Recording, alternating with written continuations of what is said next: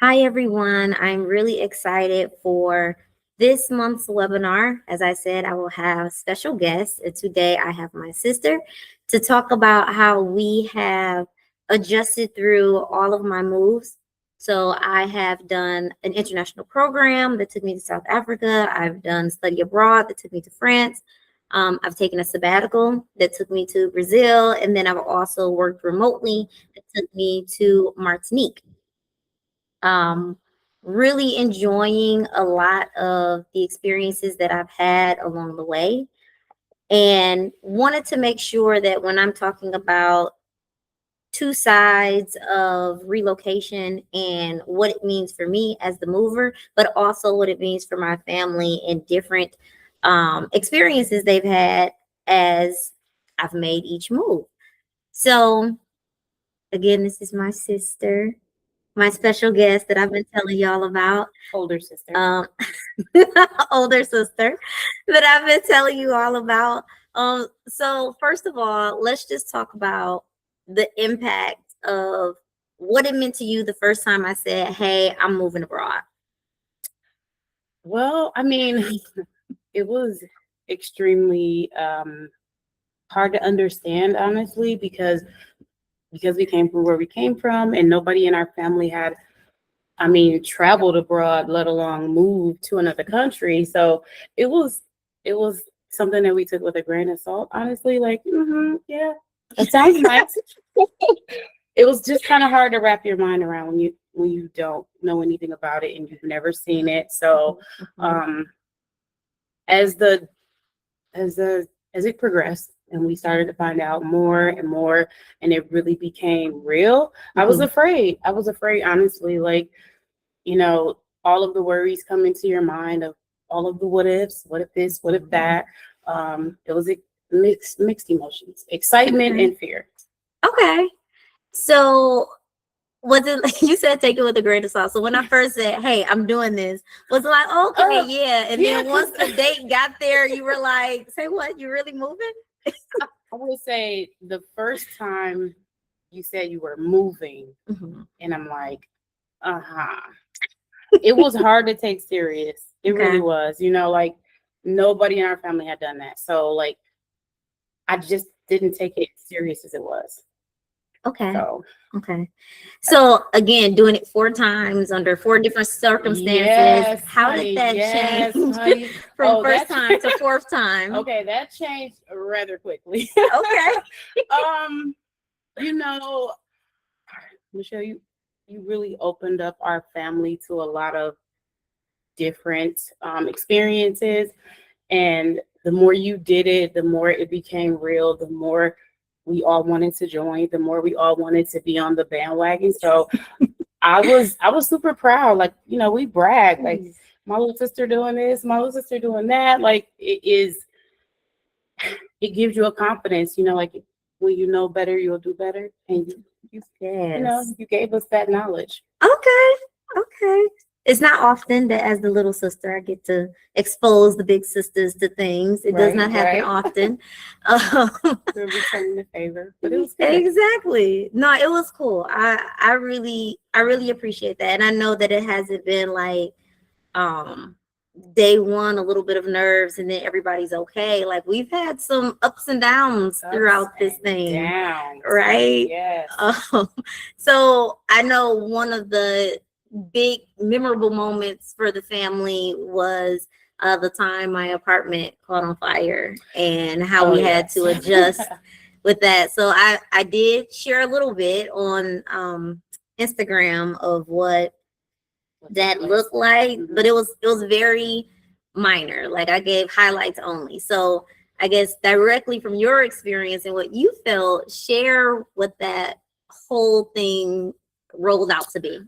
Um, Honestly, it was one of the worst experiences we could have went through as a family. I mean,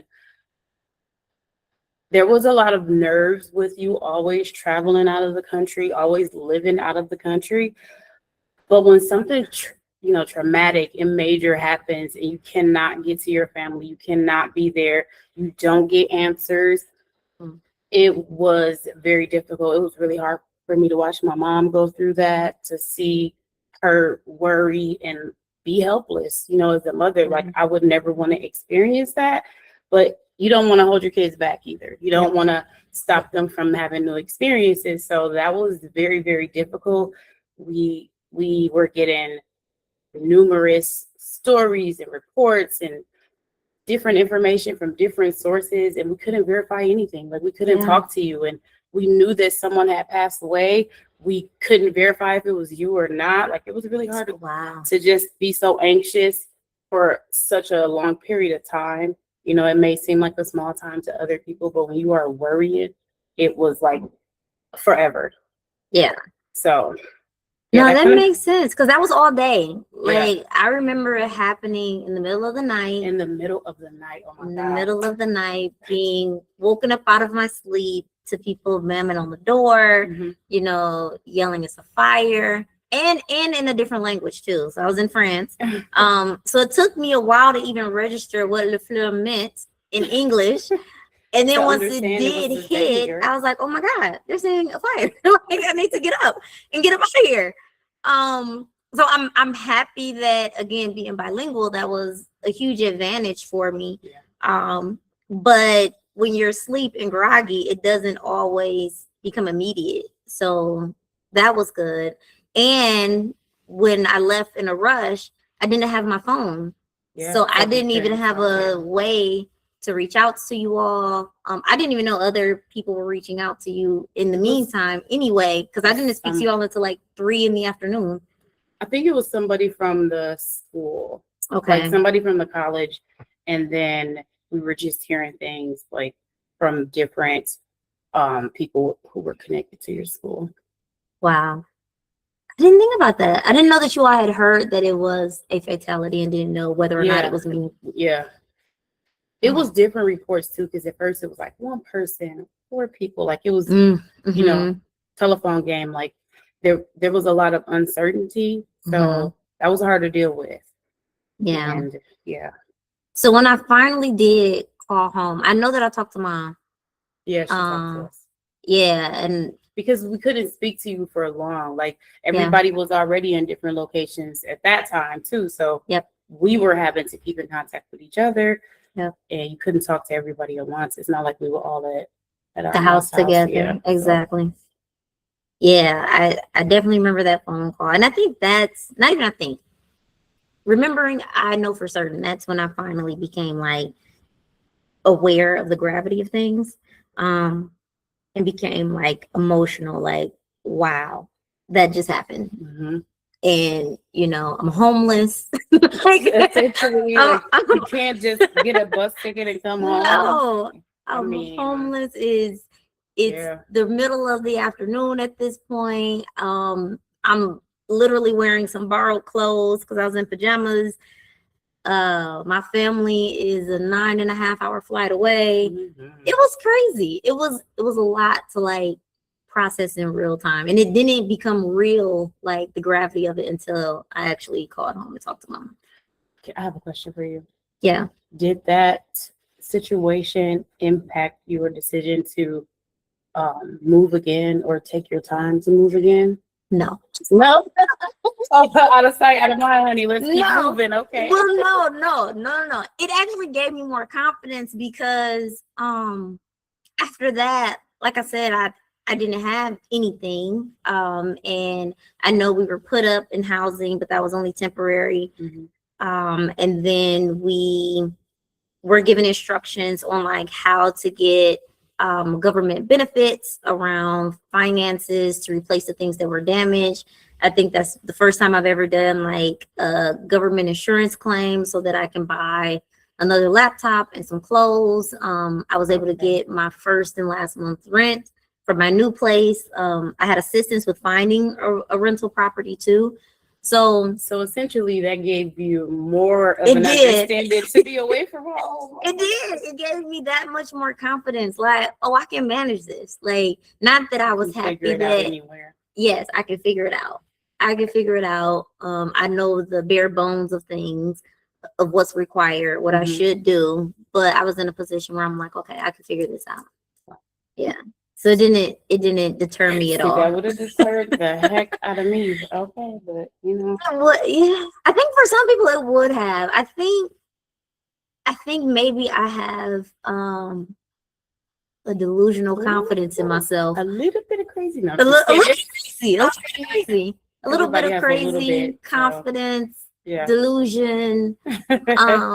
But I always was like Ambition. ambition, That's what ambition is. determination. It's when you are willing to do what others will be afraid to do. So exactly.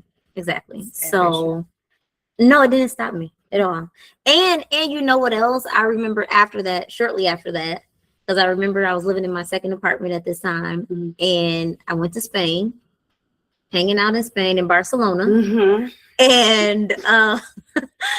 volcano Let's talk about Spain. erupts. Shall we talk about Spain? Yes, because I was having a great time. And like the day before or that morning, it was recent though. That a volcano erupts. Mhm. So it was smoke, ash in the air. There were no flights going back north. Just for geography. Spain is south of France. So there were no more flights going back north because that's close to where the volcano erupted. So I'm like, okay, cool. I've taken the train to Spain a few times at this point. Mhm. I'll just take the train back home. And I get to the French Spain border, France and Spain border, and the French are on strike. So there are no trains coming to the border as well to get me back to my home. So that was the second thing that I needed to get through, but I knew how to figure it out. Like I knew that I was going to be able to find a place to live, right? I knew if I couldn't afford a hotel, I can afford a hostel. I also, by this time, had built community. So, and that's actually where I ended up staying because a great friend of mine who had by then moved to Spain, but she is Spanish, so her family it was still in Madrid. And I was like, okay, this just happened. Now what? I was able to reach out to her on Facebook actually at a cyber cafe, I think it was. And she was like, hey, here's the address. Like, I'll let my mom know you're coming. Everything's okay. And I just extended my vacation for like another week and a half in Madrid, hanging out with her sister and her mom. So I mean, it does figure work it out. out. It does work out. You can't figure it out. But I think that that's just like a cup half full type of mentality. Because it can go the other way. It could. It definitely could. Yeah. It could. And I think that's where like services with ITA comes into account, because like we have a relocation coach that actually has you think through some of these things of what is your emergency plan, who is your contact, like what will you do if an emergency happens, right? I think so many of my clients are caught up in the experience that they want to have, the fun, the growth, which absolutely happens. But if you do not have a plan for an emergency, or just even an outline of what you should do in case of an emergency, then in the event that an emergency happens, you will absolutely be stuck. And it's harder to get over if you're trying to get through those things. But no, it did not deter me at all. I've lived in 2 other countries after that, so I was ready for it. I mean, I'm ready to like that. Yeah. So I think the thing that makes me most excited is that after I've lived in all these countries and then visited even more, then now you're all coming with me. I know that part makes me very excited. Now that part makes me extremely excited, and I know that our mom is extremely proud, and to be a part of it too. Sometimes you don't get to see the fruits of your labor, so to speak, of the sacrifices you make as a mom, and she is getting to see these things in real time, that her children are homeowners, her children have gotten higher education, and now they are traveling the world. Yeah. All started from a little humble 4-bedroom shack that she bought bought and fixed up. No lies, no Just a lies. little 4-bedroom dollar house. Isn't that what she called it? In the A dollar house. The house you pay for $1 from the city. Yes, Oh, no, yeah. that's real though. Yeah. That's real. Yeah. And yeah, I'm gonna tell you something that I'm really excited about. Literally yesterday, because now we are in Panama. Really excited Panama. about that. Whole fam is in Panama. I mean, whole fam in Panama. Whole fam is in Panama. But what really excites me is that literally Mama got her passport because she was ironically afraid about me moving to Spain, moving to France. To France, yeah. And she needed to come and like see how well I spoke the language, did it pass her test of fluency basically? See where I was living, right? See how I navigated the city. Yeah. Because I am a public transportation user. Pretty much everywhere I go, I love to be on the train, on the bus, all the things, walk around. That's my vibe when I go to new countries. So did that, and then fast forward, the fire happens. And then fast forward again, the volcano happens. Fast forward a little bit more, Aunt Gladys dies, and I couldn't get home. So it was like life was really life, and the whole time I was there. Yeah. And now, even more years later, she's like, I gotta find which country I'm gonna move to. Words that I would have never thought my mother would say ever. I would have never thought for her to say, I gotta figure out which country I'm gonna move to. What? Wow. I mean, what she said, like, yeah, she is moving to stay, to like, not to retire, to live forever, but to actually live in another country, like a few months at a time. That's big. It's major. That's really, really big. I'm so proud of her. I am too. And I think that watching me do it so many times and now traveling with me so many times, it has given her that boost of confidence to do so. And just be aware, like it's not one-sided. Yeah. Are you thinking about moving to another country? When your kids are grown, or are you going to take them with you? I was going to say, well, I want to travel. I want to travel. Now is the time for travel. Yeah. So that's like first on the priority list. I want to get the firsthand experiences and, all of the things that you think that you want. You don't really know if you really want them until you get there. Because I said I wanted heat, but honey, Panama is changing my mind. Okay. I might not want so much humidity. Okay. So maybe a drier heat. I don't know. Like maybe I need to go to Africa. Like I don't know.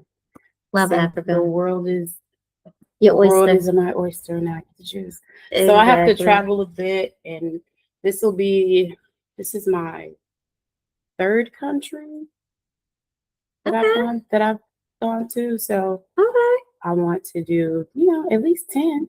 So are you going to take the kids with you? Absolutely. So they've already been out of the country twice. Okay. And this is my first time going out of the country without them. So there's that. They were excited, but kind of disappointed that they don't get to go.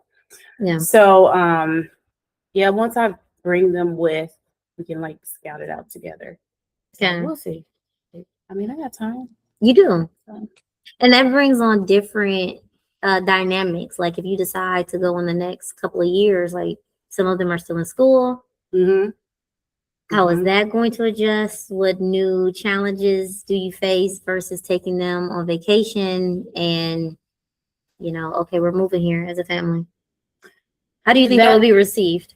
So it's funny that you said that because, my straight A student definitely is keeping her options open for college and traveling. She might want to go to a college out of the country. So I don't know what that will look like, but the fact that she even says that, in 8th grade, like she's not even at the college level, but she's thinking about those things of, she could do anything. So I think that is a big influence on you, the way that she thinks about school and what you can do and what the experiences you're supposed to have in school. Yeah. So,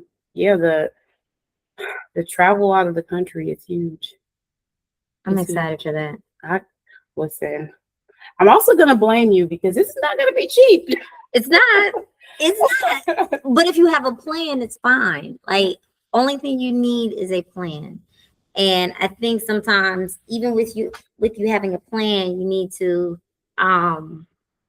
really just understand like where you have buffer. Like I said, like not being able to actually attend Aunt Gladys's funeral was really heartbreaking for me. To not be able to come home. Like I know I spoke to you all. I think you all kind of was able to describe it to me and things, but to actually not be able to really say my own goodbyes, was a challenge, emotionally to get over. To be in another country and grieve by myself was also another challenge to get over. And so you have those real experiences of real emergency, real family dynamic changes. So when somebody comes to get your service, like you can give them more of a real life experience and less of, the commercial beauty of it. Oh, we're traveling. Yes, but you need to think about these things and this can happen and that can happen. And you can keep people right in the real moment and not just like in this dream of, I've always wanted to do this. Yes. It'll be real support, for the things they're not thinking about. Yeah. And that comes as a challenge too, because you never want to be the one who's like trying to burst somebody's bubble around your excitement.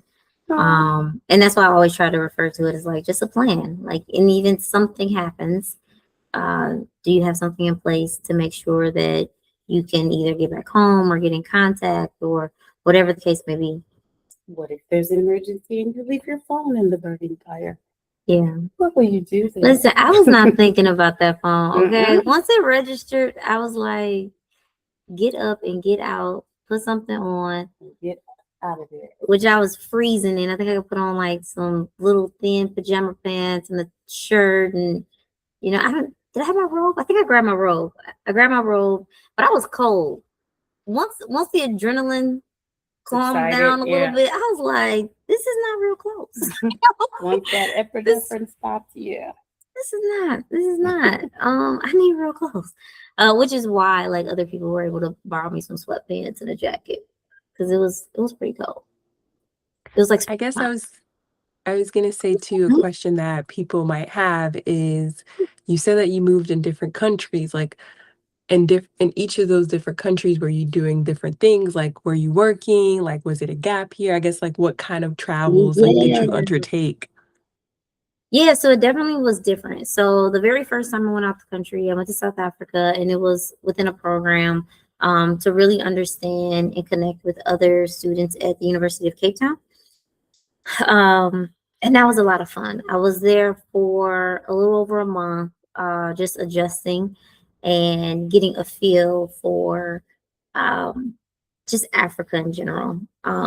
Being a Black American, I always felt conflicted with like the stigma of what it looked like in Africa.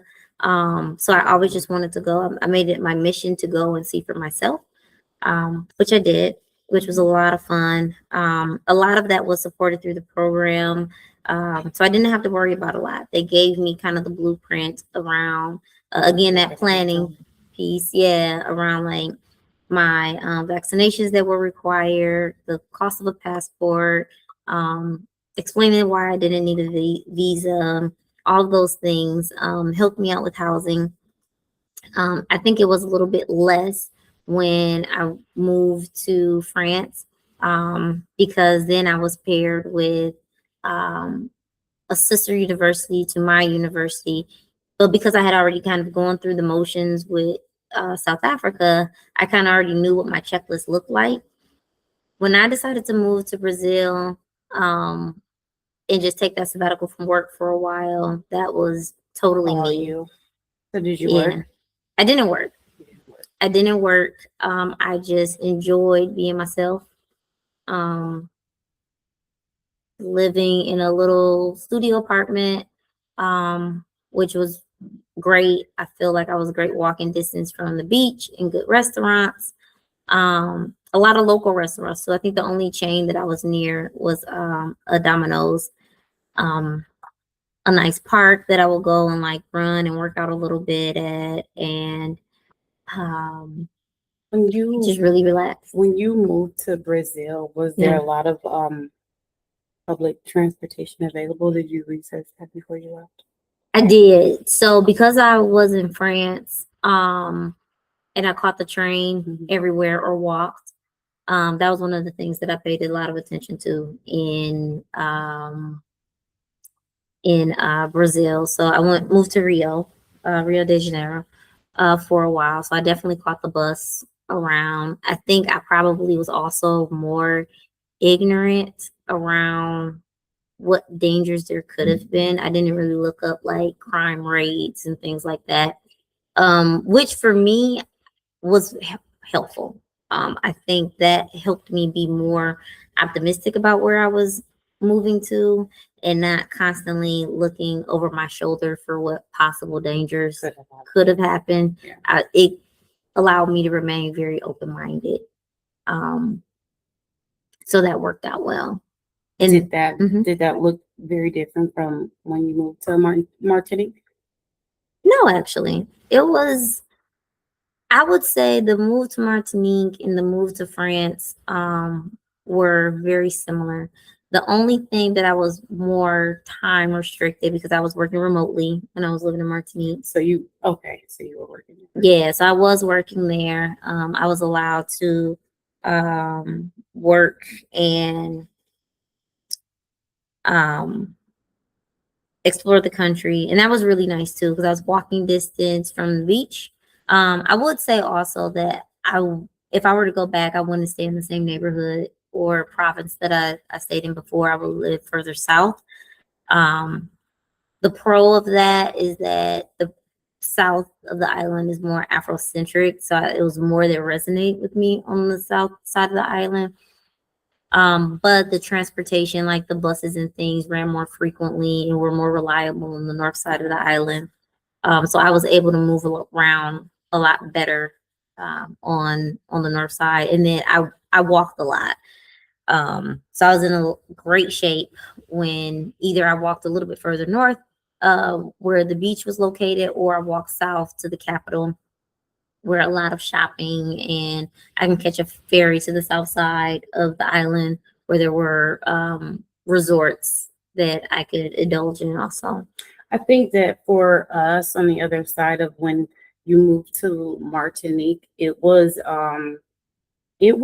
easier. You know what I Okay. mean? Like we were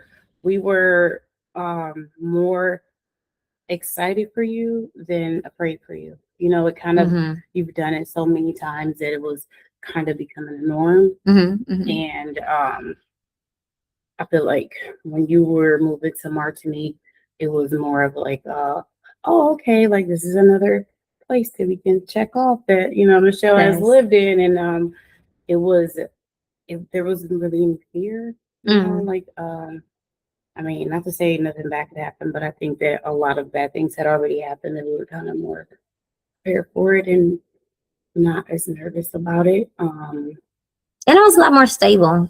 Yeah. I mean, because being on sabbatical, I definitely needed to make sure I was enjoying myself, enjoying the Right. country. You have fun. Right. I had to stick to my Plan. budget. Right. Again, that plan. P word, stick to the plan. plan. Yeah. How much was I going to pay every week on things I just wanted to enjoy, what was required. I paid my rent up for the entire time I was there, which was going to be my largest bill, so that I didn't have to worry about it. Um, and then I was more focused on like my day to day. So at the end of the day, I was very adamant about like adding up my receipts. Did I stay on budget or not? Yeah, definitely needed to hold myself accountable, have a lot of discipline. And then just finding things that I enjoyed that were free or less expensive that still made great memories. I think that's one of the best things I loved about my apartment in Brazil, that even though I was more financially strapped, um, because like the markets and things were all in walking distance. The beach, of course, was in walking distance. It always had something to do, and something going on. I was able to really enjoy myself without on a day-to-day spending a ton of money. And so that was helpful. For us, just from the very first time you went to like moving away to the very last time that you moved away, the technology changed. Because I remember when you first left, we had to like everybody had to get Skype, and we were all trying to Skype you. You know, that was kind of an adjustment that we really don't have to deal with anymore. You know, we have like an easier way to contact you and stay in touch. So I think just the time of how long it's been is also kind of like, it makes it a little easier for us to adjust and like, oh, you know, you're just like a phone call away. Like, before it was like before you left the first time, I know there was a lot of changes with the long distance options. It's like landlines. Oh my God, we aging ourselves. Yes. But I mean, time zones too. Yeah. Time zones, the amount of international credits. Yeah. Oh my gosh, it was crazy. So now this time is like this last time. I mean, it was just so much easier to keep in contact with you and kind of know what's going on. And the time zone was better. Martinique was Eastern time. So it wasn't as far off where France and South Africa, I believe France was 6 or 7 hour difference, and South Africa was probably about the same as well. So we didn't have that. Similar with Brazil, Rio was Eastern time as well, if I remember correctly. It wasn't a huge difference. Like the one we were like trying to make sure, like, oh, you know, calling you at 3 o'clock in the morning. That was an adjustment too. Yeah, that was definitely an adjustment. So I think it's easier. It is easier. I think it's easier to accept too. It's not like, I think you've broken us in, you know what I mean? It's not like traumatizing to be like, oh my God, Michelle's leaving. You know, even though we are very close, our family is very close. It's just an adjustment that we have made that has become the new norm. Like, this is what she does. Even the nieces and nephews. Even the kids, This is what Michelle does. She is going to move out of the country at some point, and it's like we all know to be prepared for it. So does that mean y'all ready for my next one? I mean, I'm ready to come in. Is it due time? In one of these countries? Listen, go where you gonna go. Let me get my little temporary visitor visa, honey, and come and see you. See, look at me knowing about visas. Now, would you have imagined that? From years ago.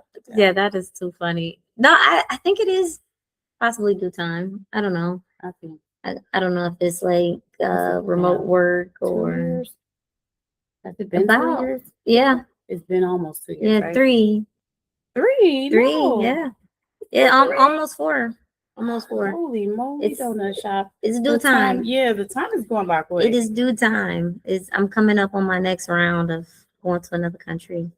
And we have a plan as a family. We have a plan. Yeah. I know how to make sure that I'm communicating with the family. I know if the decision is to be on sabbatical, I know how to financially prepare for that, or be able to identify a job that can allow me to be remote and work. Because I was a lot more stable in Martinique. Like, bills were being paid. Car note, even though the car was left behind, was still being covered.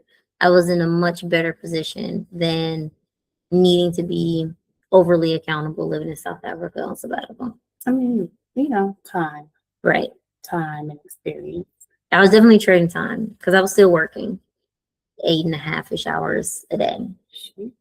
Yeah. Wow. Listen, that's probably why I haven't been able to do it, because how would I get anything done? It's the beach right in front of my window. Oh, it was nice. That was, man. I mean, the phone calls were nice. Like, look at the water, look at the blue. I don't know how you are very disciplined, because you gotta stay focused. Yeah, that's good. That's good.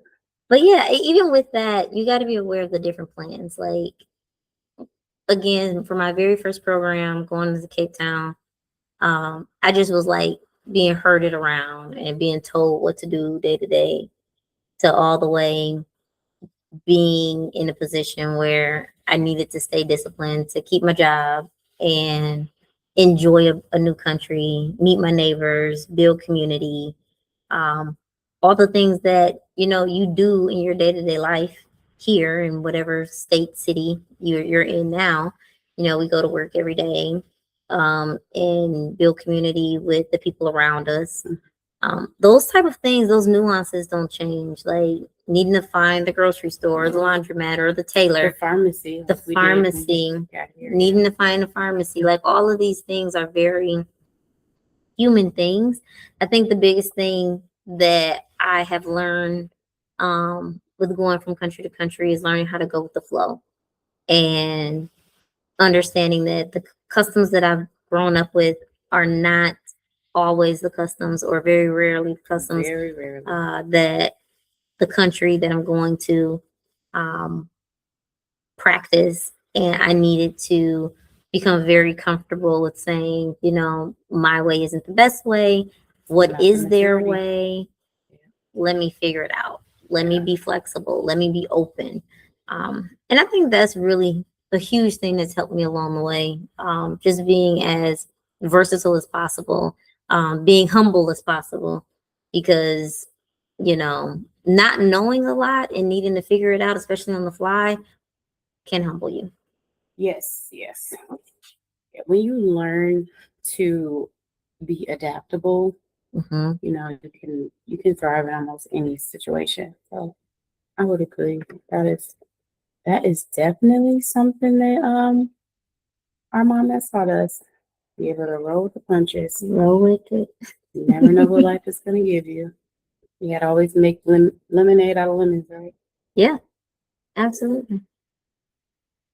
Well, if anyone is interested in, um, their next move and really want to build a solid plan, not that your ambitions need to be put on the back burner, but, absolutely making sure that you have like a financial plan, an emergency plan, and can think about your move holistically, ITA is here to help. And we also have a relocation coach that can help you through these things, as well as an advisor that can help you pull all the pieces together so that you can be as prepared as possible to have the best transition you can. All right. Thank you. We will see you in another 2 months with our next webinar. Bye. Bye.